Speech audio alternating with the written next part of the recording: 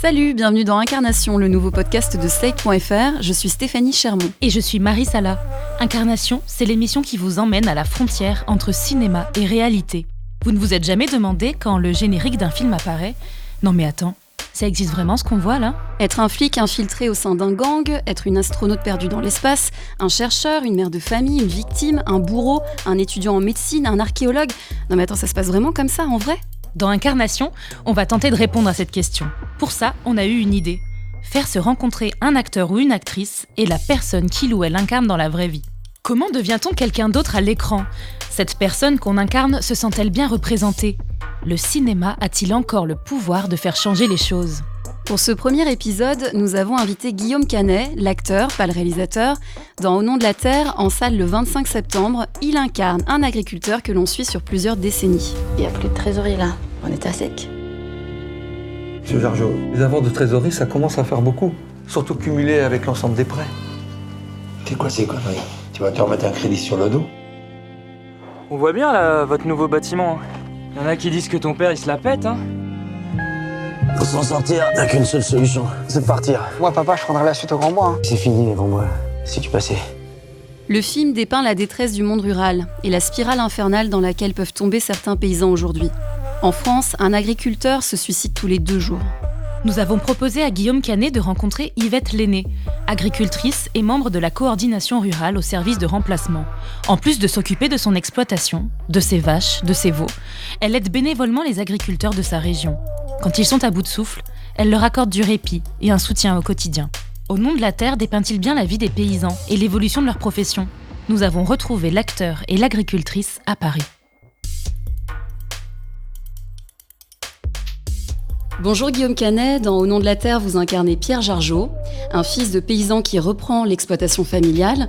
Vous êtes dans la peau d'un éleveur et un père de famille. Yvette Lenné, bonjour, vous êtes vous-même éleveuse de vaches laitières et de bovins dans l'Orne et également présidente du service de remplacement de votre canton. Vous êtes quelqu'un de très engagé auprès des agriculteurs de votre région. Oui, tout à fait. Depuis 91, je me suis investie dans les services de remplacement pour aider pour les congés, pour les maternités. Moi, c'était suite à une maternité que personne pour me remplacer et on a tellement galéré pour me remplacer que je me suis investie après dans le service de remplacement. Guillaume Canet, vous avez principalement tourné en Mayenne pendant 2 mois, donc c'est pas loin de chez Yvette. Vous avez été au contact d'agriculteurs, d'agricultrices. Qu'est-ce que vous avez appris ? J'ai appris énormément de choses. Bon, moi, j'ai grandi dans le milieu rural, donc dans un milieu rural, donc c'est vrai que je connaissais quand même la situation des agriculteurs. Maintenant, j'ai découvert aussi grâce au documentaire d'Edouard, Les Fils de la Terre, et grâce à son scénario, aussi d'autres situations vraiment très complexes que rencontrent les agriculteurs et les agricultrices en France, et notamment aujourd'hui, parce qu'en fait, le film parle du suicide chez les agriculteurs, sur le fait qu'aujourd'hui, il y a un agriculteur qui se suicide tous les jours, des conditions de travail aussi, des aides qu'ils n'ont pas forcément, comme l'aide au bio par exemple qui a été bloquée encore depuis 3 ans, pour certains agriculteurs qui ont envie par exemple de venir à une agriculture plus vertueuse, c'est compliqué. Donc voilà, j'ai découvert toutes ces choses-là et ça m'a mobilisé, ça m'a bouleversé. Je me suis rendu compte pendant le film que ça pouvait pas rester qu'un film, qu'il fallait que ça aille au-delà de ça. Pour la première fois, j'ai fait beaucoup de films dans ma vie, mais c'est la première fois que je me sens l'envie, le devoir, le besoin de m'engager plus et d'aller du coup à la rencontre aussi des agriculteurs, comme on a fait pendant la promotion du film. On a été rencontrer des agriculteurs, des producteurs de lait, justement, en nous expliquant à quel point, par exemple, le fait de produire moins, mais mieux, ça leur a permis de s'en sortir.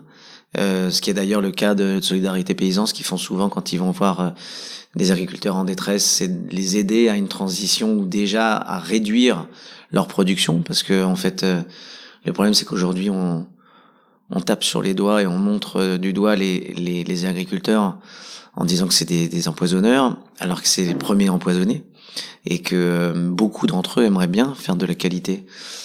Simplement, cette qualité, ils sont obligés de la payer de leur poche.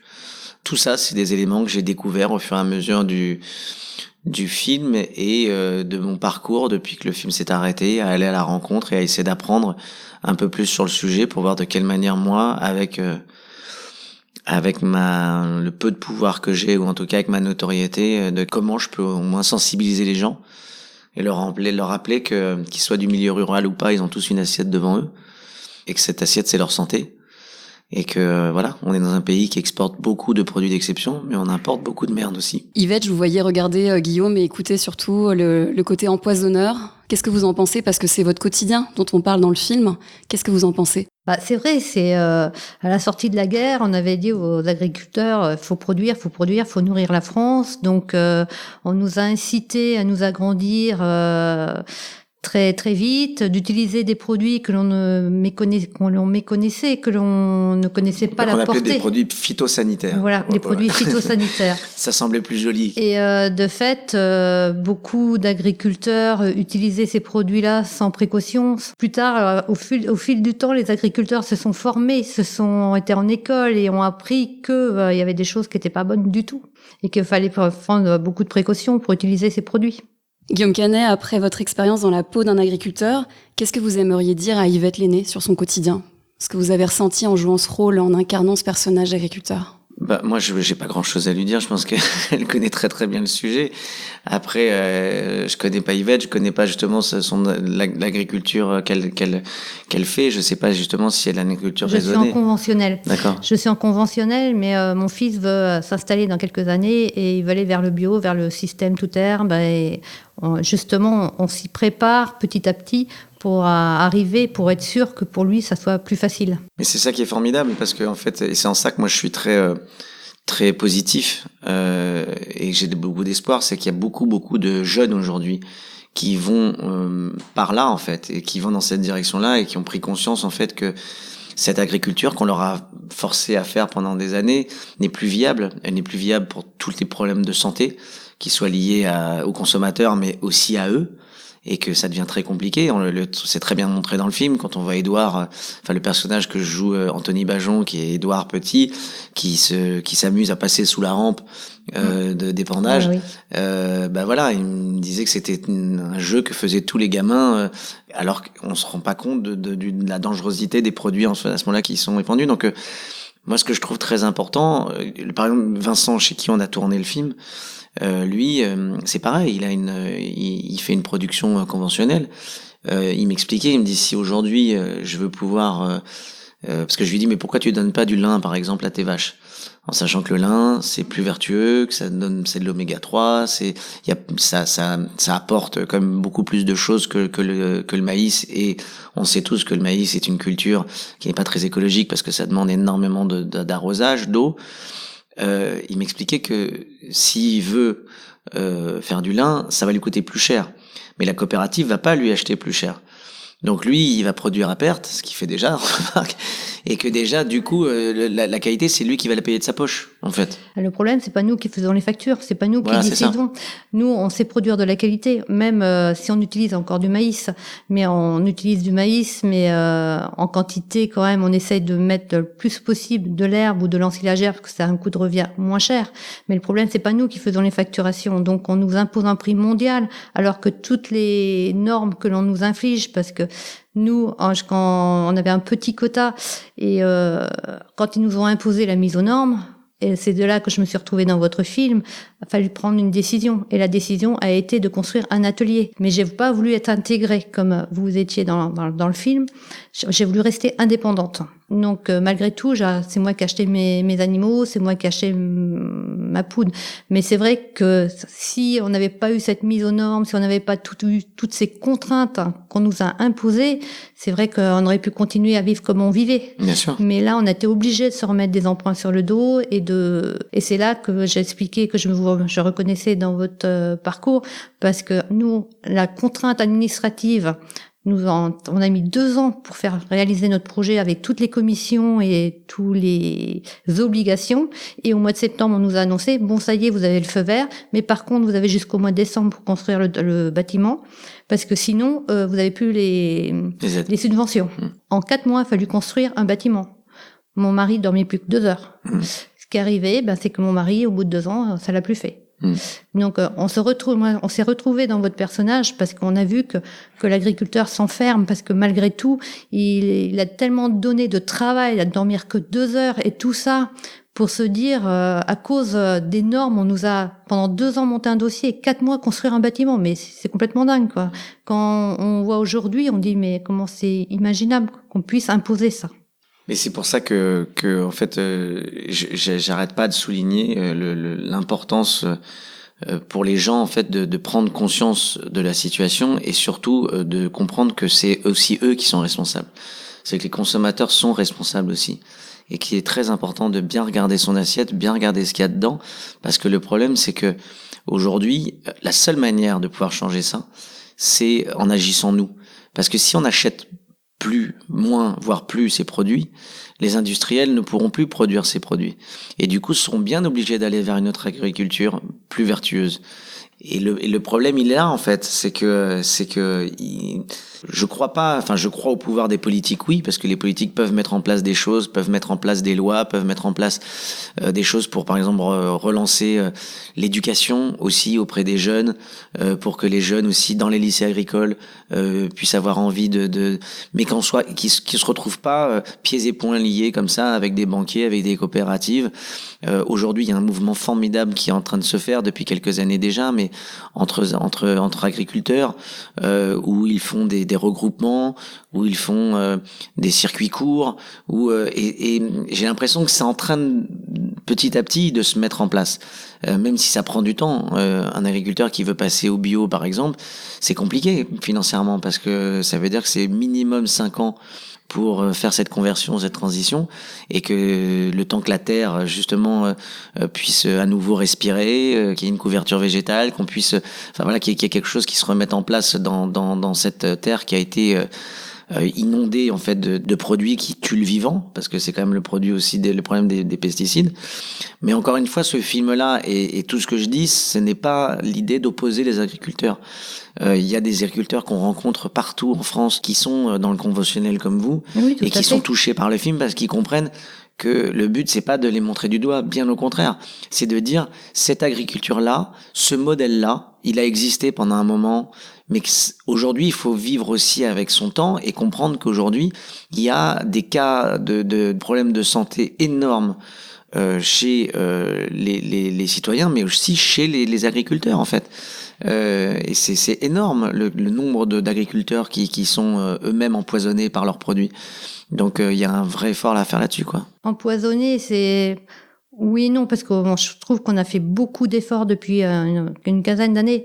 Mais aujourd'hui, moi, je trouve qui nous empoisonne, c'est le burn-out, parce qu'on a forcé nos agriculteurs à s'agrandir, sans voir la valeur humaine, que un agriculteur est comme tout le monde, il a besoin de dormir, et que c'est pas en nous en mettant toujours un peu plus, en nous disant mais si, il faut que vous soyez beaucoup plus technique, mais si, il faut vous agrandir, parce que c'est pour ça que vous y arrivez pas, faut produire plus. Et aujourd'hui, c'est ça qui, pour moi, qui tue les agriculteurs aujourd'hui. Combien d'agriculteurs qu'on arrive à 35 ans, 40 ans, ils sont complètement usés, ils n'en veulent plus, n'y croient plus. Et c'est vrai que quand on les voit, moi je les vois au service de remplacement, qui sont au burn-out, ils ont 35 ans, 36 ans, que leur femme part parce qu'il n'y a plus de vie de famille, qu'il n'y a plus rien. Pour moi, c'est ça le plus... Oui, mais moi je vais vous dire, je suis d'accord avec vous, je suis entièrement d'accord avec vous, mais c'est lié. Ce que je veux dire par là, c'est comme vous le savez, des grandes firmes qui vendent ces produits, justement. Oui. Vous savez qu'ils ont été aussi rachetés par des grands laboratoires pharmaceutiques, oui. Et que ces laboratoires pharmaceutiques, ils vendent les médicaments après. Oui. Donc, en fait, la boucle est bouclée, c'est un vrai cercle vicieux. Et que là-dedans, en fait, ce que je veux dire par là, c'est quand je dis vous empoisonner, c'est qu'ils vous empoisonnent réellement au niveau de ça, mais qu'ils vous empoisonnent aussi effectivement la vie. Mais que, en fait, cette demande, ça ne fait que les arranger eux, que vous produisez plus. Parce que plus vous allez produire, plus ils pourront vendre moins cher. Et puis voilà. Donc, mais ce que je veux dire, c'est que si par exemple les citoyens, si tout le monde, les consommateurs n'achètent plus ces produits. Par exemple, j'ai eu une conversation très intéressante avec un patron de coopérative de poulet en batterie. Il m'expliquait qu'aujourd'hui, des grandes enseignes de fast-food qui d'habitude se servaient dans des élevages comme ça de poulets en batterie énormes, ne peuvent plus le faire puisque ils sont tellement montrés du doigt que ils peuvent plus prendre ce risque-là. Donc maintenant, ils se fournissent en poulets qui sont élevés en extérieur, qui sont des poulets de qualité. Donc ça veut dire que ça change. Ça veut dire que le consommateur a obligé finalement, quelque part, cette grosse boîte en fait de fast-food à changer et avoir une éthique et changer sa manière de travailler. De toute manière, ce qui peut sauver aujourd'hui l'agriculture en France, c'est le consommateur. Hein. Parce que quand on voit qu'ils veulent mettre en place, que vous nous dites que les politiques nous défendent, moi je suis pas du tout d'accord avec vous. Hein. Les politiques aujourd'hui ont un pouvoir de pouvoir mettre en place certaines choses qui peuvent aller dans notre sens, mais par contre n'ont pas le pouvoir sur les industriels et sur les grandes firmes comme ça. Ils n'ont pas la possibilité d'inverser la situation. C'est ça qui est bien. C'est quand même eux qui signent pour le Mercosur et le CETA. Le Mercosur, il est pas signé. Hein. Bah, et à mon avis, il est pas prêt d'être signé. Parce que honnêtement, demain, ça sera plus un suicide par jour. Mais pourquoi vous croyez que les politiques signent le CETA? Pourquoi? C'est par du lobbying. Bah oui, mais pourquoi? C'est parce que les politiques ont eux-mêmes, parce que les politiques ont eux-mêmes une énorme pression par rapport aux industriels, et c'est là j'en reviens que le vrai pouvoir. Ah non, mais là, je suis d'accord. Il vient des industriels. Là, je suis entièrement d'accord. Ouais. C'est que le lobbying est très puissant, et c'est vrai que nous, agriculteurs, dans nos campagnes, on s'aperçoit qu'on n'est pas grand-chose, on n'est pas tellement considérés. C'est ça aussi qu'on s'aperçoit, que ça donne pas le moral, parce que tout le monde nous critique beaucoup, tout le monde, mais se rend pas compte du travail que l'on fait, que l'on fournit, quoi. Et on essaye de s'améliorer, on a fait beaucoup d'efforts parce que quand on nous a dit que les pesticides et tout ça étaient mauvais pour le consommateur, nous on a dit ok, on a tout suivi dans ce sens pour dire si c'est pas bon, autant l'arrêter. Mais c'est quand on voit tout ce qui rentre de l'étranger et qui ont tous ces produits, tous ces résidus dans l'alimentation, alors que nous, on n'est même plus compétitifs, en fin de compte, parce que nous, on suit la règle. On nous a imposé, et c'est très bien. Si c'est mauvais pour le consommateur, faut pas le faire. Mais par contre, si ils font rentrer toutes ces matières de l'extérieur... Je suis bien d'accord, c'est interdit. La culture d'OGM est interdite en France et on importe des tourteaux de soja qui sont bourrés d'OGM. Donc bourrés d'OGM, et ça déforeste. Yvette, je me permets de vous couper juste. Vous avez employé un mot très fort quand on s'est appelé de génocide. Pourquoi avoir employé ce mot? J'emploie ce mot parce que j'en ai un peu marre de voir mes collègues se pendre, se donner des coups de fusil, parce qu'ils en peuvent plus. Alors c'est soit par les contrôles. Là, dernièrement, moi j'en ai un que j'ai enterré un de mes adhérents que j'avais 3 semaines avant à ma table, je n'ai rien vu. Et on se le reproche, tout ça à cause des contrôles. Et il n'a pas supporté la pression du contrôle. Il faut savoir que moi, la semaine prochaine, je suis contrôlée. Donc, c'est pour vous dire que le contrôle, le regard de se faire dire qu'on est des empoisonneurs, alors qu'on a toujours suivi, en fin de compte, c'est vrai que on nous a demandé de faire des choses, on les a fait, et en plus, c'est nous qu'on dit qu'on est des empoisonneurs, alors qu'en fin de compte, on en a été manipulés. Et c'est vrai, pour moi, actuellement, c'est un vrai génocide, parce qu'on perd des agriculteurs tous les jours. Et c'est pour ça que je pense que ce film est important aussi pour les consommateurs, mais aussi pour les agriculteurs, pour qu'ils sachent pour que le regard des gens aussi change sur eux, et qu'ils puissent aussi comprendre que c'est eux qui leur remplissent l'assiette, et qu'il faudrait bien réaliser aussi que il y a le chiffre des agriculteurs qui chute d'année en année de manière considérable, et qu'il n'y a pas de pays sans paysans. Et que oui, c'est vrai. Et là-dessus, nous, on a un fils qui veut s'installer. Et c'est vrai que ça serait plutôt nous qui freinerons en disant faites que tu as un avenir dans ce métier. Mais quelque part, lui, il s'occupe de la génétique de notre troupeau, parce que justement, on est pour la longévité des vaches. On était parti vers la Holstein, et là, on est parti vers une autre race, justement pour avoir des vaches qui durent le plus longtemps possible, qui nous donnent du bon lait sans avoir des quantités phénoménales, des 12 000. On essaye de voir autrement. Il est tellement passionné qu'aujourd'hui, je me dis, on ne peut pas non plus lui empêcher. Vous pensez que ce film, il va vraiment pouvoir faire avancer votre cause? Ça peut ouvrir les yeux au public? Oui, parce que ce film relate bien comment un agriculteur peut vite s'enfermer dans son milieu, et quand on voit le patriarche qui n'aide pas du tout son fils, parce que lui, il estime que par son travail, il y était arrivé, que son fils doit y arriver, qu'il travaille mal, alors parce qu'il a pris d'autres pratiques.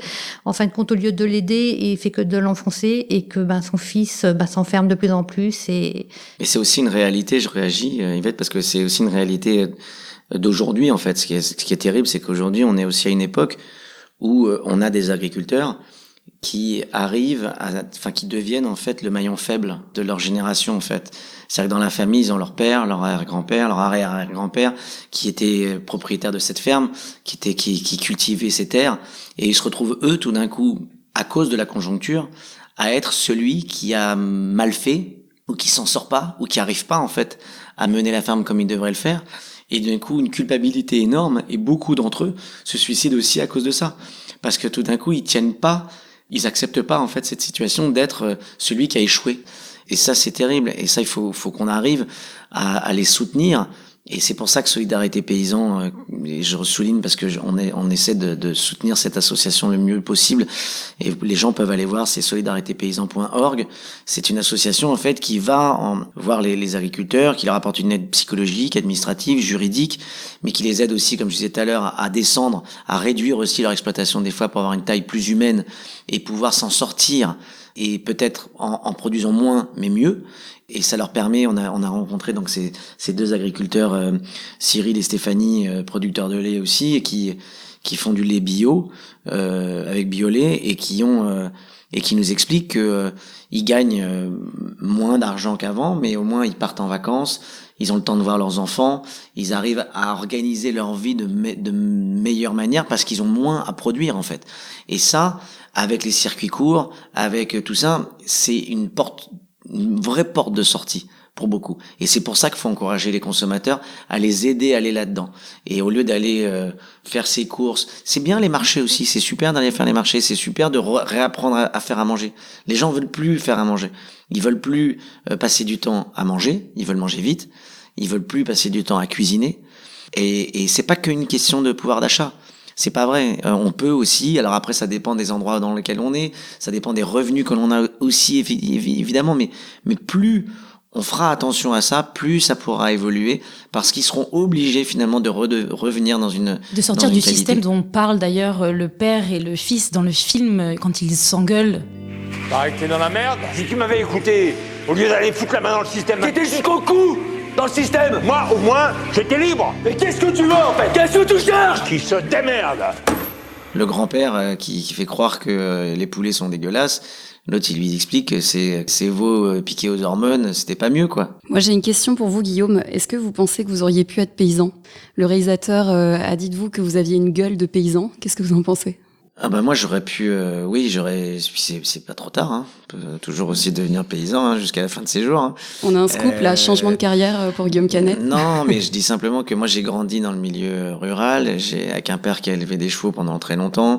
J'ai fait les box le matin, j'ai fait les foins, j'ai conduit des tracteurs, donc je connais cette vie-là.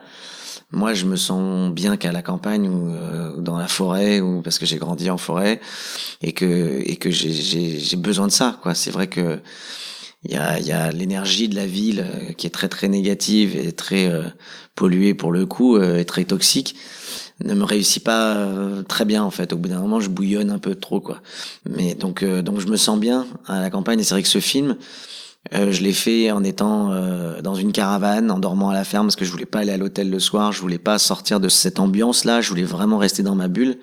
Et j'ai passé des moments formidables à faire les moissons avec Vincent et Valérie, avec Jean-Louis, avec tous les potes que j'ai rencontrés là-bas, avec qui j'ai passé des moments merveilleux, quoi. Et je pense qu'il faut réapprendre aux enfants aussi cette vie-là, en fait. Je pense que c'est important aussi que les enfants sachent d'où vient un yaourt. Les enfants, aujourd'hui, il y a plein d'enfants qui ne savent pas forcément qu'un yaourt, ça vient du lait d'une vache, et que la vache, il faut qu'elle ait un veau pour faire du lait, et que tout ce fonctionnement-là, il faut le réapprendre aux gens, pour que les enfants se réapprennent le vivant, réapprennent ce que c'est qu'un légume, parce qu'ils veulent pas de légumes, mais peut-être que si on leur explique qu'ils vont en cueillir des légumes, ils vont avoir envie de l'écouter, ils vont avoir envie de les manger, et ils vont comprendre aussi que c'est du vivant, pour le coup. Et le vivant, ça rend vivant, et ça donne une bonne santé. Pour reprendre votre personnage dans le film, aujourd'hui on n'est plus paysan, on est entrepreneur.